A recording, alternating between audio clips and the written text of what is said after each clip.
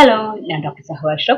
ഒരു വയസ്സിന് മുകളിലുള്ള കുട്ടികൾ മുതൽ അയേൺ അവരുടെ രക്തത്തിൽ കുറവുള്ളതായിട്ട് ശ്രദ്ധയിൽപ്പെടാറുണ്ട്. അപ്പൊ എന്തൊക്കെയാണ് നമ്മൾ സാധാരണ ഈ അയേൺ കുറഞ്ഞ ചെയ്യാറ്?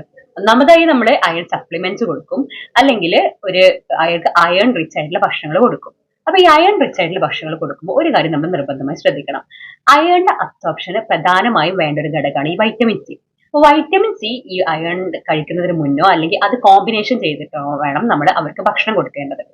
അതുകൊണ്ട് അപ്പൊ തന്നെ അയേണിന്റെ അബ്സോർപ്ഷൻ നന്നായിട്ട് നമ്മുടെ ശരീരത്തിലേക്ക് ആവുകയും അയേൺ കുറവുള്ളത് മൂലം കുട്ടികൾക്ക് ഉണ്ടാവുന്ന ലക്ഷണങ്ങളും ബുദ്ധിമുട്ടുകളും മാറുകയും ചെയ്യും. അപ്പോ പ്രധാനമായും വൈറ്റമിൻ സി അടങ്ങിയ ഭക്ഷണങ്ങൾ എന്താ വെച്ചാല് പപ്പായ, പേരയ്ക്ക, ഓറഞ്ച്, നാരങ്ങ, നെല്ലിക്ക, ടൊമാറ്റോ. അപ്പൊ ഇതൊക്കെ എങ്ങനെ ഒരു രണ്ട് മൂന്ന് കാര്യങ്ങൾ എങ്ങനെ കൊടുക്കുന്നത് ഞാൻ പറഞ്ഞുതരാം. റാഗി കുറുക്കൊക്കെ ഉണ്ടാക്കുമ്പോൾ അതിലേക്ക് നമുക്ക് നല്ല പഴുത്ത പപ്പായ ഉടച്ചിട്ട് ചേർക്കാം. പിന്നെ ഈ കഞ്ഞിയും പയറും നല്ലൊരു കോമ്പിനേഷനാണ് കുട്ടികൾക്ക് കൊടുക്കാൻ പറ്റിയത്. ഈ പയറിലൊക്കെ ചെറുപയർ നല്ല അയൺ റിച്ച് ആയിട്ടുള്ള ഒരു ഐറ്റമാണ്. അപ്പൊ അതിലോട്ട് നമ്മൾ ഈ ടൊമാറ്റോ ഒക്കെ ഇട്ട് റെഡിയാക്കുകയാണെങ്കിൽ അപ്പൊ അയണും അത് അവിടെ ഒരു വൈറ്റമിൻ സി കോമ്പിനേഷനും വരുമ്പോൾ അയണിന്റെ അബ്സോർപ്ഷൻ വേഗം നടക്കും.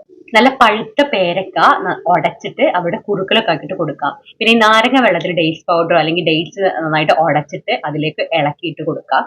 പിന്നെ അതുകൂടാതെ ഇപ്പം അവർക്ക് ചുമ കഫക്കെട്ടൊക്കെ ഉള്ള സമയത്ത് നമുക്ക് ഓറഞ്ചും ഈ നാരങ്ങയൊക്കെ ഒഴിവാക്കാനും മുസമ്പി അങ്ങനത്തെ ഒഴിവാക്കുന്നതാണ് ഏറ്റവും നല്ലത്. കാരണം അത് കഫം കൂട്ടുന്നതാണ്.